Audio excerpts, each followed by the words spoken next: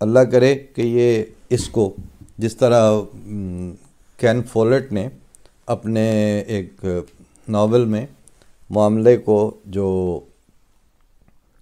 Global developments ہو رہی تھیں ان میں ترقیات تو تھیں ہی، تنزلیوں کی بھی کئی شکلیں تھیں، اور یہ فکرہ تو ہم نے کہیں بانی جماعت احمدیہ کے لٹریچر میں ہی پڑھ رکھا ہے کہ بعض دفعہ جو ہے ترقی کے دوران تنزلی کے بیج بوئے جا رہے ہوتے ہیں، اور بعض تنزلیوں کے پیٹ میں سے یا ان کے بطن میں سے ترقیات پھوٹ رہی ہوتی ہیں۔ مفہوم عرض کر رہا ہوں۔ تو بات وہی ہے کہ جب کین فولٹ نے وہ لکھا تو اس نے وہ بات شروع کی فرسٹ ورلڈ وار سے 8-10 سال پیچھے کا رشیا، اور اسی وقت کا یورپ، اور اسی وقت کا امریکہ، اور ساتھ ساتھ ایشیا کے ممالک، اور اس کو پھر وہ درجہ بدرجہ first world war, second world war, پھر اس کے بعد کولڈ وار ایرا، اور پھر اس کے بعد کی ڈیولپمنٹس، اور پھر اس کے بعد دیوار برلن کا گرنا، اور ان ساروں سے لیتے ہوئے سارے سلسلوں سے گزار کے تو پھر وہ لے کے آئے ہیں کہ باراک اوباما کس طرح ایک طرف، یعنی اسی ناول میں 400 صفحے پہلے مارٹن لوتھر کنگ کس طرح صرف جو سول اور سیوک رائٹس آف بلیک ہیں ان کے اوپر کس حد تک جنگ لڑی جا رہی تھی، اور اس سیوک رائٹس کے اوپر اور وائٹ سپریمیسی کے اگینسٹ کیسے ایک ایک انچ کر کے آگے بڑھنا پڑ رہا تھا اس ایک طبقے کو، اور پھر اس ناول کا اختتام ہوا ہے باراک اوباما کے پریزیڈنٹ بن کے پریزیڈنٹ شپ تک 2010 تک وہ تقریباً 110 سالہ ہسٹری لے کے آئے ہیں ایک ناول میں۔ مگر ظاہر ہے جس طرح ناول کے لیے یہ بات بالکل عام ہے، اور بڑے ناول کے لیے تو بہت ضروری ہے کہ وہ ایک پوری لائف کا سائیکل اپنے ساتھ لے کے چلتا ہے۔ افسانے کی طرح کسی زندگی کے ایک پہلو کو اس نے ہینڈل یا کیٹر نہیں کرنا ہوتا۔ تو اینڈ پہ جا کے پھر وہ شعر آتا ہے سمجھ میں کہ ہمارے چہرے دمیں صبح دیکھتے آ کر کہ ہم نے رات نہیں زندگی گزاری ہے۔ اب یہ سلسلہ انہوں نے شروع کیا ہے، 74 سال تک کی بات چھڑی ہے احتساب سرکس کی، کیونکہ احتساب ہو نہیں رہا، سرکس لگا ہوا ہے۔ احتساب کے رستے میں سب سے پہلی ان کے رستے میں جو دیوار کھڑی ہے وہ ایول نیکسس ہے جو سیاستدان اور ملائیت کے درمیان 53 میں ہی طے ہو گیا تھا۔ 53 میں یہ گٹھ جوڑ ہوا تھا، ملائیت کو رستہ دیا گیا تھا، وہ وہاں سے ڈسمنٹل ہوئی تھی پارٹیشن کے نتیجے میں، ان کی کوئی حیثیت نہیں تھی، وہ ملتان اور ادھر ادھر جا کے احرار والے اور عطا اللہ شاہ بخاری اپنے آپ کو سیٹل کر رہے تھے، ان کی کسی طرح کی کوئی سے نہیں تھی، اور دولتانہ نے اپنے اکاؤنٹ سیٹل کرنے اور پولیٹیکل گینز کی خاطر وہ جوا کھیلا، اور اس نے ان کو رستہ دیا۔ اس کے بعد کھوتا کوڑا حلال ہوا ہے ان کے سوشیو پولیٹیکل سسٹم میں، پھر وہ نہیں رکا۔ ایوب خان تک، یعنی جو 50s اور لیٹ 60s تک کا دورانیہ تھا، وہاں تک ابھی اتنی شرم اور حیا باقی تھی کہ میں نے صدر پاکستان کا امام جماعت احمدیہ مرزا بشیر الدین محمود احمد دوسرے جو خلیفہ تھے، ان کی وفات کے اوپر کنڈولنس لیٹر اگلے امام جماعت احمدیہ کو لکھا ہوا پڑا ہوا ہے خود تاریخ میں، تاریخ احمدیت کے کسی جگہ پہ یا بعض ماخذوں میں۔ اس وقت تک اتنا تھا، اس وقت تک ریڈیو پاکستان میں سے بھی یعنی احمدی جو شخصیات تھیں ان کی بات آ جانا یا ان کے کسی پروگرام میں آ جانا ابھی حرام نہیں ہوا تھا۔ بعد میں تو آ کے تو یہ وقت ہم نے پھر خیر اپنی آنکھوں سے دیکھا کہ میں نے پہلے بھی عرض کیا ہوا ہے کہ ریڈیو پاکستان میں میرے ساتھ جو ایک کولیگ پریزنٹر تھی، تو وہ میں نے کہا کہ میں ذرا جلدی چلا جاؤں گا تو سائن آف آپ کر لینا۔ میں نے نکلنا ہے. کہاں جا رہے ہیں؟ میں نے کہا میں ربوہ جا رہا ہوں. اچھا اچھا اچھا. خیر اب اس وقت تو میں نکل گیا, تو بعد میں آیا تو وہ تماشا لگا ہوا تھا. موصوفہ اس دورانیے میں 1-2 دن میں پہنچی اسٹیشن ڈائریکٹر تک. سر آپ کو پتہ ہے یہ طاہر بھٹی تو قادیانی ہے. تو وہ اللہ انہیں غریق رحمت کرے, ظفر خان نیازی اس وقت ہوتے تھے اسٹیشن ڈائریکٹر, فوت ہو گئے ہیں.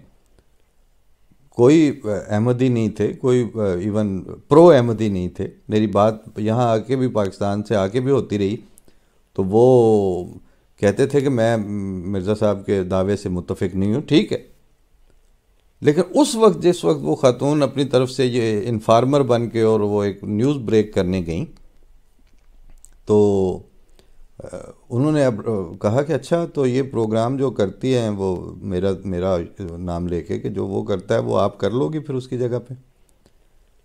تو کہتی نہیں ابھی میں اس طرح تو نہیں بول سکتی. ظاہر وہ ابھی ٹرینی تھیں, بالکل 1-2 ہفتے سے ہی میرے ساتھ بیٹھنا شروع ہوئی تھیں. تو ظفر خان نیازی صاحب کہتے ہیں کہ پھر اگر پروگرام آپ کر نہیں سکتی اور وہ پروگرام سینئر سٹیزنز کے اوپر یا دوسرے ایشوز کے اوپر جو روزانہ کے اس کو دیے جاتے ہیں اس پہ روزانہ وہ لائیو پروگرام کرتا ہے, اور آپ کہہ رہی ہو کہ آپ نہیں کر سکتی,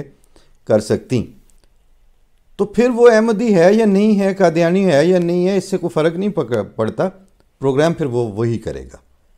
اور ظفر خان نیازی صاحب کی ریٹائرمنٹ تک وہ پروگرام میں ہی کر رہا تھا. لیکن ایسا بہت کم ہوتا ہے. اس وقت فضا یہ بن چکی تھی کہ کسی آدمی کو اس کے میرٹڈ ڈیزگنیشن جو ہے اکارڈنگ ٹو میرٹ, قواعد و ضوابط کے مطابق بائی آل مینز وہ بندہ وہاں پورا آتا ہے. لیکن آپ کا یہ کہہ دینا کافی ہے, آپ کو پتہ نہیں یہ تو قادیانی ہے. یہ فضا, یہ زہر, یہ پھر اس کے بعد ایڈمنسٹر کیا گیا ہے, اور اس پہ کوشش ہوئی ہے, اس پہ چشم پوشی ہوئی ہے, اور اس کی پیش رفت کو ہونے دیا گیا ہے. ماں سوائے اس کے کہ جس وقت ان کو مستنصر بلا والے واقعہ آج سے کوئی 2 دہائیاں پرویز مشرف سے آگے پیچھے یہ ہوا تھا, تو وہ ایک سازش جب پکڑی گئی, اس کے بعد ڈیفنس فورسز نے, پتہ سب کو ہے کہ یہ زہر ہے, اس کو کھانے سے ادارے قائم نہیں رہیں گے.